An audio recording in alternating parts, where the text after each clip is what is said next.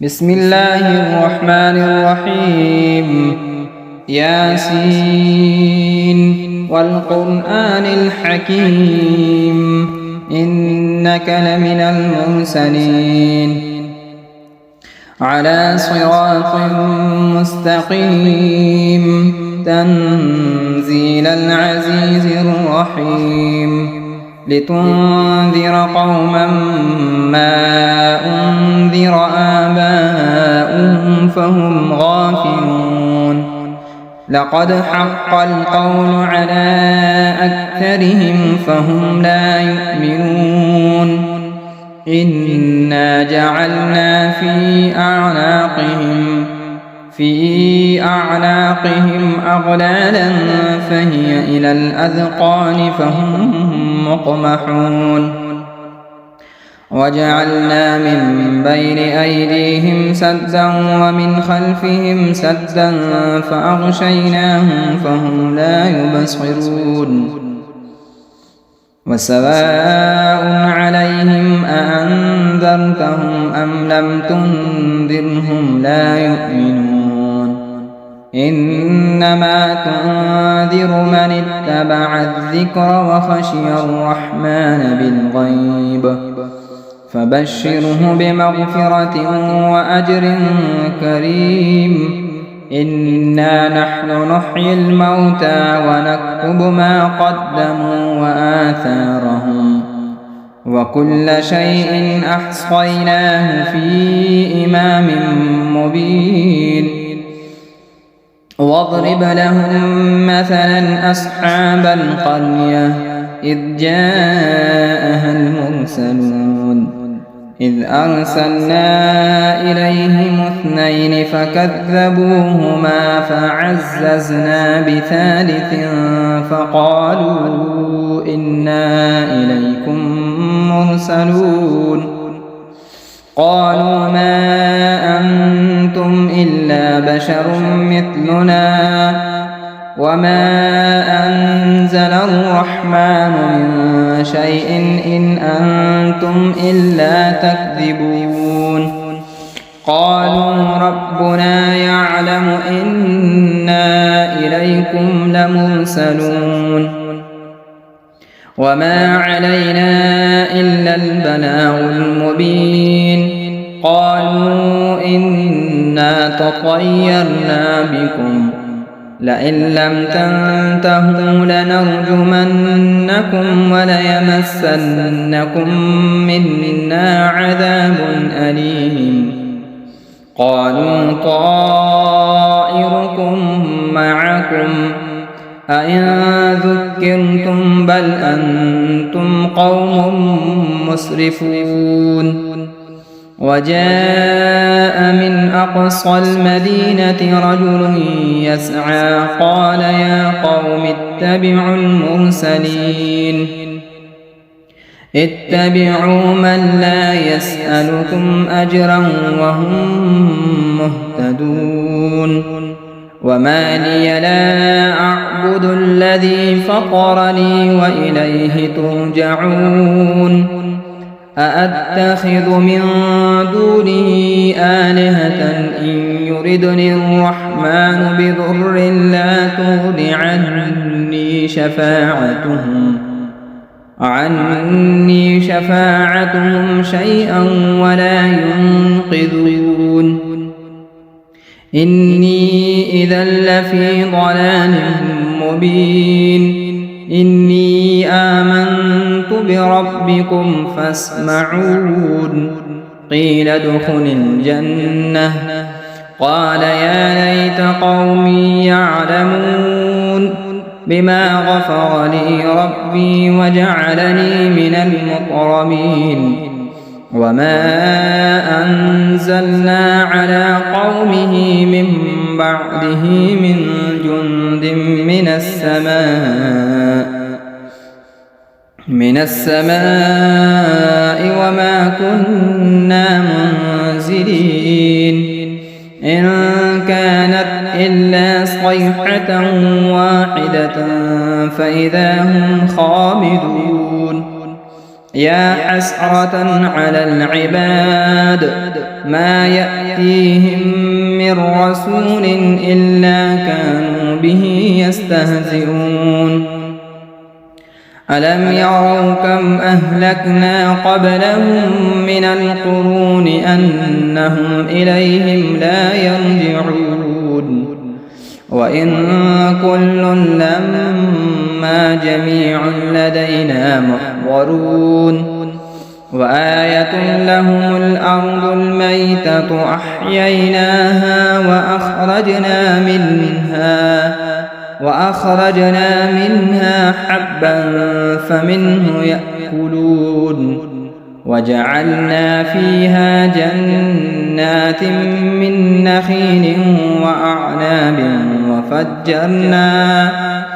وفجرنا فيها من العيون ليأكلوا من ثمره وما عملته أيديهم أفلا يشكرون سبحان الذي خلق الأزواج كلها مما تنبت الأرض ومن أنفسهم ومما لا يعلمون وآية لهم الليل نسلخ منه النهار فإذا هم مظلمون والشمس تجري لمستقر لها ذلك تقدير العزيز العليم والقمر قدرناه منازل حتى عاد كالعرجون القديم لا الشمس ينبغي لها أن تدرك القمر ولا الليل سابق النهار وكل في فلك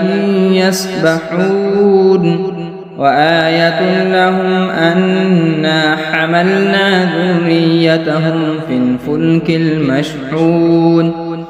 وخلقنا لهم من مثله ما يركبون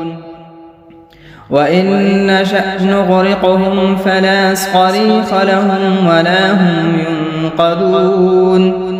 إلا رحمة منا ومتاعا إلى حين وإذا قيل لهم اتقوا ما بين أيديكم وما خلفكم لعلكم ترحمون وما تأتيهم من آية من آيات ربهم إلا كانوا عنها معرضين وإذا قيل لهم أنفقوا مما رزقكم الله قال الذين كفروا للذين آمنوا أنطعم من لو يشاء الله أطعمه إن أنتم إلا في ضلال مبين ويقولون متى هذا الوعد إن كنتم صادقين ما ينظرون إلا صيحة واحدة تأخذهم وهم يخصمون فلا يستطيعون توصية ولا إلى أهلهم يرجعون ونفخ في الصور فإذا هم من الأجداث إلى ربهم ينسلون قالوا يا ويلنا من بعثنا من مرقدنا هذا ما وعد الرحمن وصدق المرسلون إن كانت إلا صيحة واحدة فإذا هم جميع لدينا محضرون فاليوم لا تظلم نفس شيئا ولا تجزون إلا ما كنتم تعملون إن أصحاب الجنة اليوم في شغل فاكهون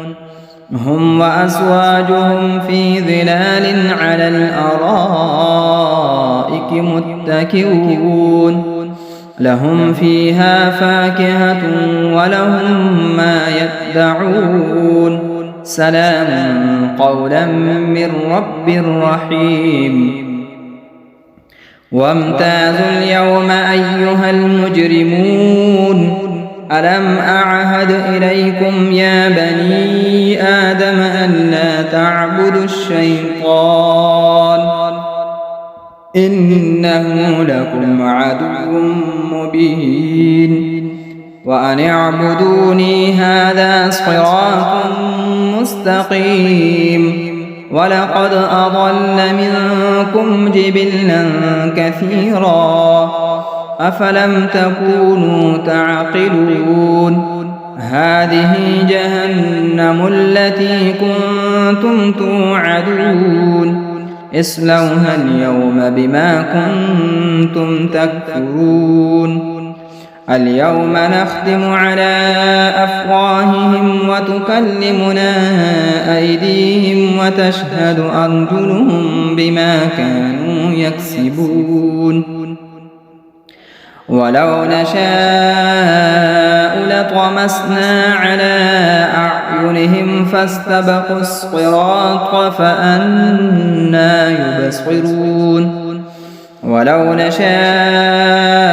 لمسخناهم على مكانتهم فما استطاعوا مضيا ولا يرجعون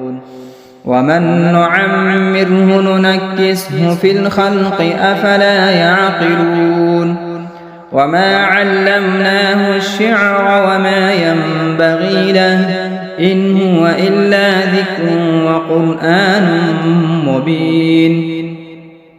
لينذر من كان حيا ويحق القول على الكافرين أولم يروا أنا خلقنا لهم مما عملت أيدينا أنعاما فهم لها مالكون وذللناها لهم فمنها ركوبهم ومنها يأكلون ولهم فيها منافع ومشارب أفلا يشكرون واتخذوا من دون الله آلهة لعلهم ينصرون لا يستطيعون نصرهم وهم لهم جند محضرون فلا يحزنك قولهم إنا نعلم ما يسرون وما يعلنون أولم ير الإنسان أنا خلقناه من نطفة فإذا هو خصيم مبين وضرب لنا مثلا ونسي خلقه قال من يحيي العظام وهي رميم قل يحييها الذي أنشأها أول مرة وهو بكل خلق عليم الذي جعل لكم من الشجر الأخضر نارا فإذا أنتم منه توقدون أوليس الذي خلق السماوات والأرض بقادر على أن يخلق مثلهم بلى وهو الخلاق العليم إنما أمره إذا أراد شيئا أن يقول له كن فيكون فسبحان الذي بيده ملكوت كل شيء وإليه ترجعون بسم الله الرحمن الرحيم الرحمن علم القرآن خلق الإنسان علمه البيان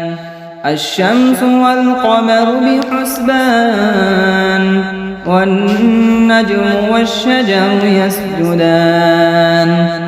والسماء رفعها ووضع الميزان ألا تطغوا في الميزان وأقيموا الوزن بالقسط ولا تخسروا الميزان والأرض وضعها للأنام فيها فاكهة والنخل ذات الأكمام والحب ذو العصف والريحان فبأي آلاء ربكما تكذبان خلق الإنسان من صلصال كالفخار وخلق الجان من مارج من نار فبأي آلاء ربكما تكذبان رب المشرقين ورب المغربين فبأي آلاء ربكما تكذبان مرج البحرين يلتقيان بينهما برزخ لا يبغيان فبأي آلاء ربكما تكذبان يخرج منهما اللؤلؤ والمرجان فبأي آلاء ربكما تكذبان وله الجوار المنشآت في البحر كالأعلام فبأي آلاء ربكما تكذبان كل من عليها فان ويبقى وجه ربك ذو الجلال والإكرام فبأي آلاء ربكما تكذبان يسأله من في السماوات والأرض كل يوم هو في شأن فبأي آلاء ربكما تكذبان سنفرغ لكم أيها الثقلان فبأي آلاء ربكما تكذبان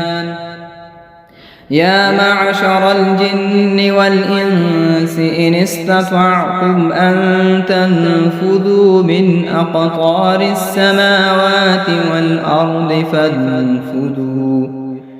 لا تنفذون إلا بسلطان فبأي آلاء ربكما تكذبان يرسل عليكما شؤاد من نار ونحاس فلا تنتصران فبأي آلاء ربكما تكذبان فإذا انشقت السماء فكانت وردة كالدهان فبأي آلاء ربكما تكذبان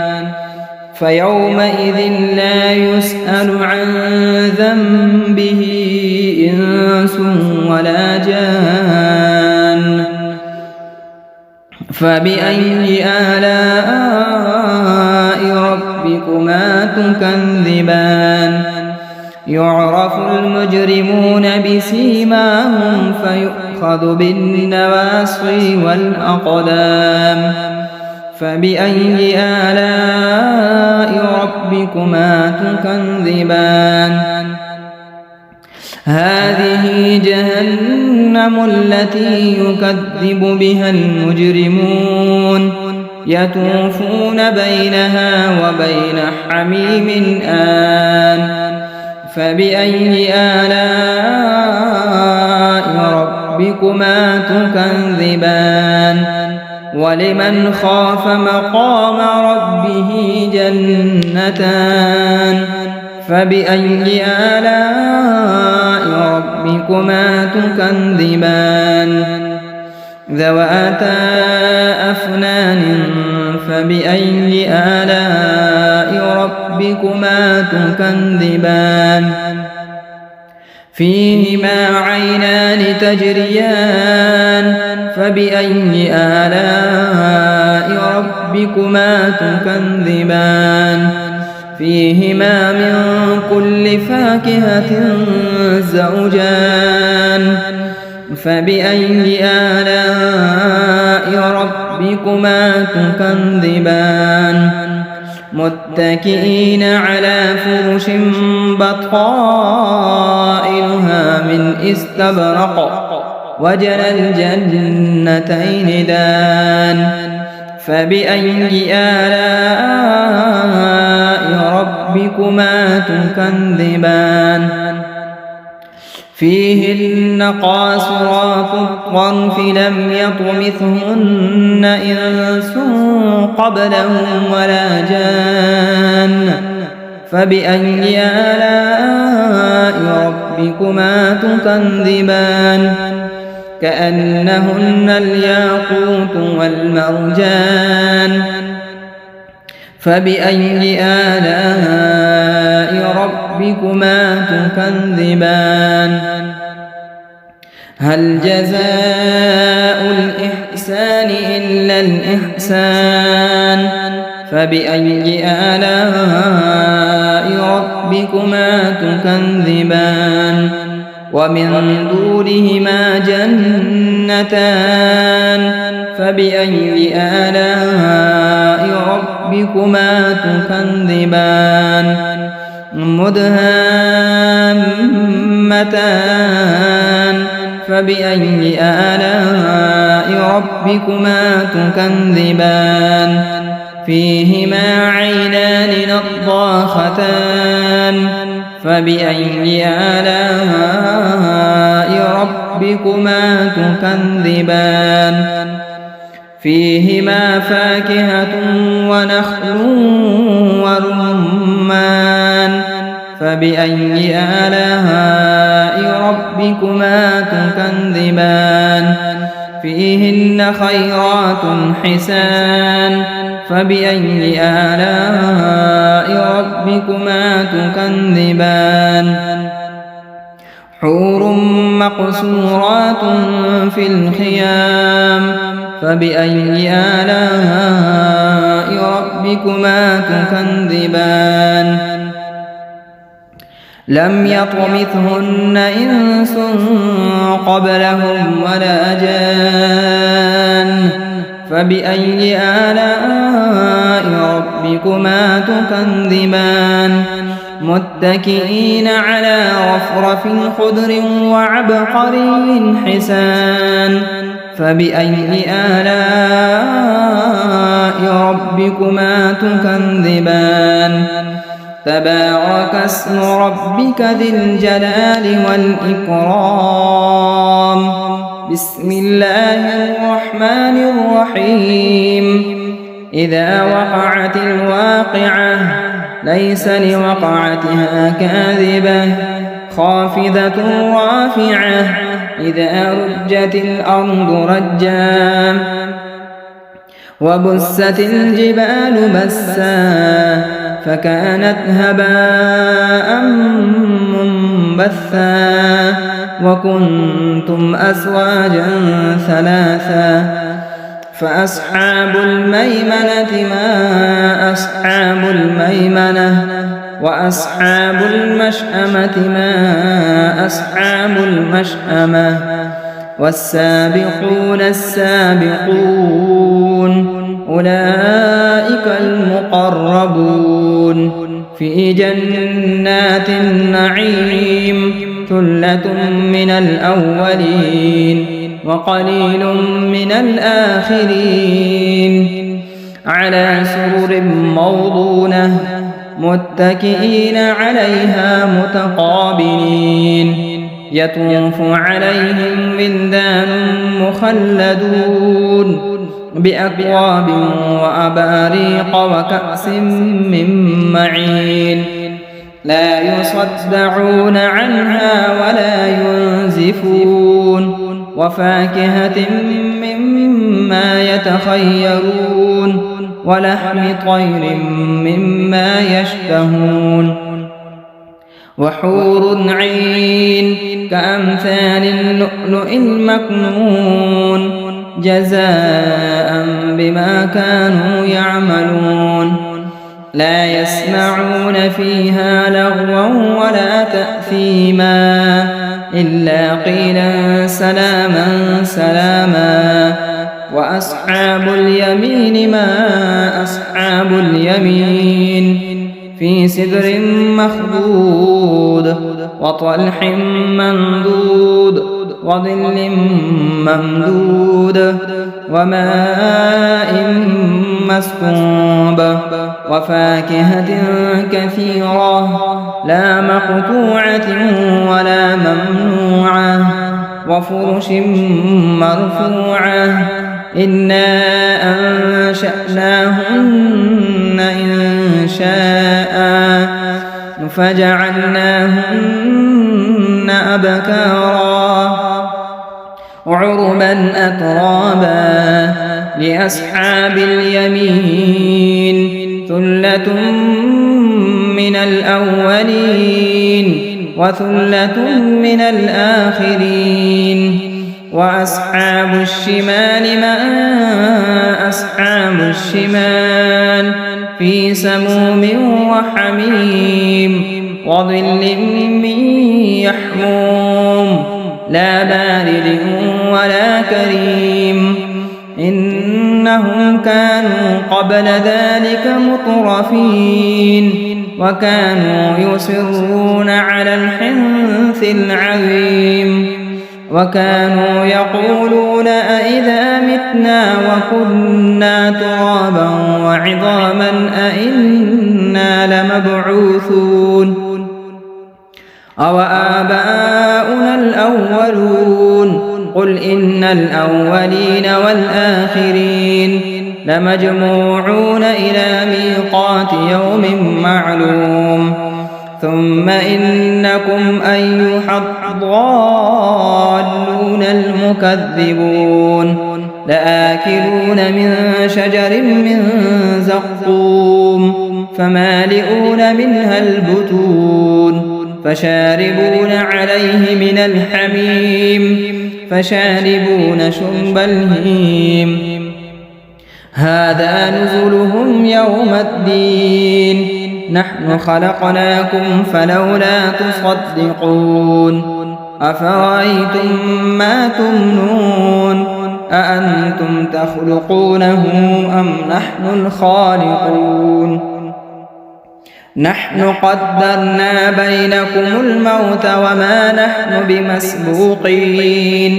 على أن نبدل أمثالكم وننشئكم فيما لا تعلمون ولقد علمتم النشأة الأولى فلولا تذكرون أفرأيتم ما تحرثون أأنتم تزرعونه أم نحن الزارعون لو نشاء لجعلناه حطاما فظلتم تفكهون إنا لمغرمون بل نحن محرومون أفرأيتم الماء الذي تشربون أأنتم أنزلتموه من المزن أم نحن المنزلون لو نشاء جعلناه أجاجا فلولا تشكرون أفرأيتم النار التي تورون أأنتم أنشأتم شجرتها أم نحن المنشئون نحن جعلناها تذكرة ومتاعا للمقوين فسبح باسم ربك العظيم فلا أقسم بمواقع النجوم وإنه لقسم لو تعلمون عظيم إنه لقرآن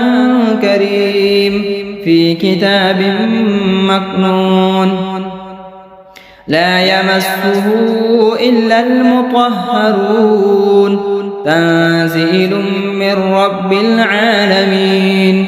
أفبهذا الحديث أنتم مدهنون وتجعلون رزقكم أنكم تكذبون فلولا إذا بلغت الحلقوم وأنتم حينئذ تنظرون ونحن أقرب إليه منكم ولكن لا تبصرون فلولا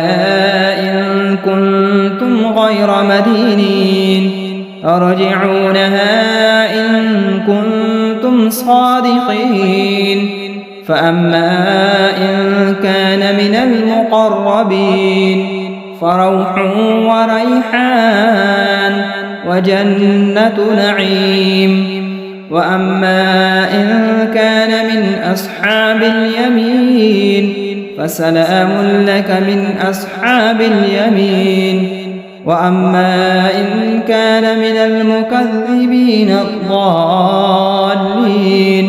فنزل من حميم وتصلية جحيم إن هذا لهو حق اليقين فسبح باسم ربك العظيم بسم الله الرحمن الرحيم تبارك الذي بيده الملك وهو على كل شيء قدير الذي خلق الموت والحياة ليبلوكم أيكم أحسن عملا وهو العزيز الغفور الذي خلق 7 سماوات طباقا ما ترى في خلق الرحمن من تفاوت فارجع البصر هل ترى من فتور ثم ارجع البصر كرتين ينقلب إليك البصر خاسئا وهو حسير ولقد زينا السماء الدنيا بمصابيح وجعلناها رجوما للشياطين وأعتدنا لهم عذاب السعير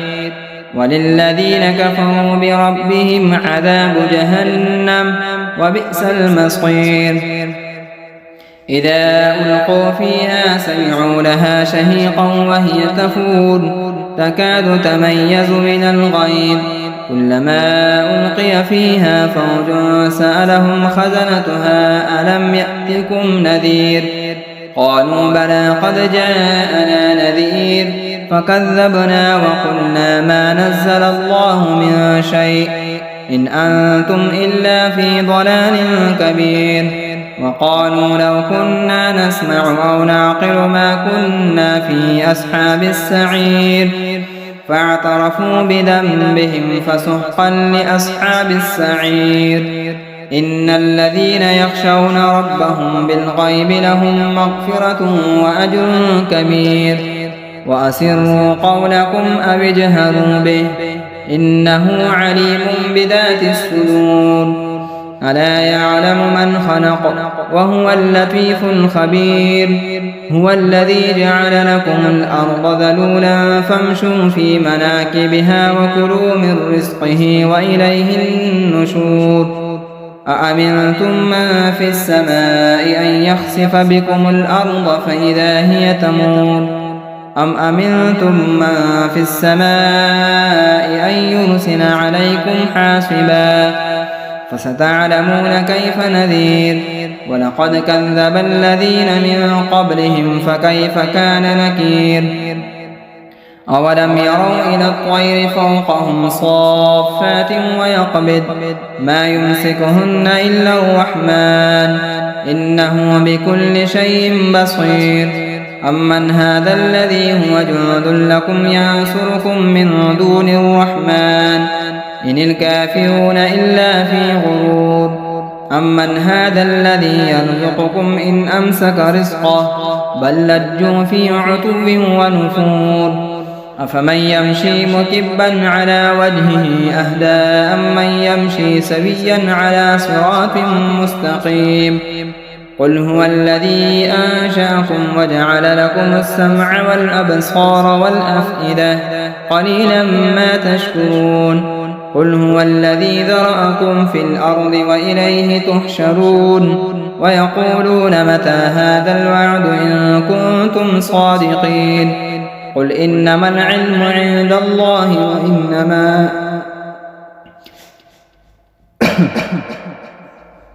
وإنما أنا نذير مبين فلما رأوه زلفة سيئت وجوه الذين كفروا وقيل هذا الذي كنتم به تدعون قل أرأيتم إن أهلكني الله ومن معي أو رحمنا فمن يجير الكافرين من عذاب أليم قل هو الرحمن آمنا به وعليه توكلنا فستعلمون من هو في ضلال مبين قل أرأيتم إن أصبح ماؤكم غورا فمن يأتيكم بماء معين صدق الله مولانا العظيم.